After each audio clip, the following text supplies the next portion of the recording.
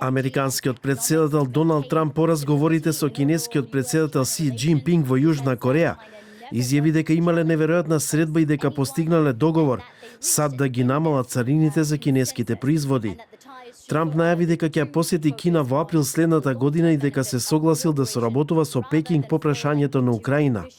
Американскиот претседател рече дека САД ќе ги намалат царините за кинеските стоки во замена Пекинг да продолжи да купува соја од Соединетите Американски држави, да го одржува извозот на ретки минерали и да се бори против нелегалната трговија со фентанил.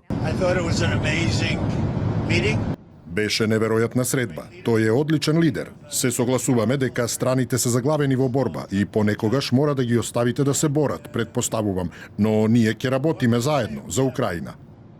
Од друга страна, кинескиот претседател Си Џинпинг изјави дека е многу задоволен од средбата, додавајќи дека е нормално двете водечки економии во светот понекогаш да не се согласуваат. Since your re-election, Кина и Соединетите Американски држави треба да бидат партнери и пријатели. Бидејќи светот денес се соочува со многу тешки проблеми, Кина и САД можат заеднички да ги преземат своите одговорности како големи земји. Кинескиот претседател рече дека Пекинг и Вашингтон треба да обезбедат постојан напредок во односите кој ги спореди со Џиновски брод. Лидерите на двете најголеми економии во светот, кои се заглавени во повеќе месечна трговска војна, се ракува и дадоа кратки изјави пред нивниот состанок за затворени врати.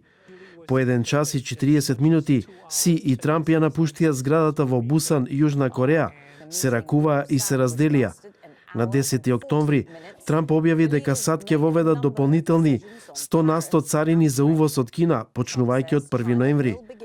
Ова е прва средба на претседатели на двете земји од 2019 година.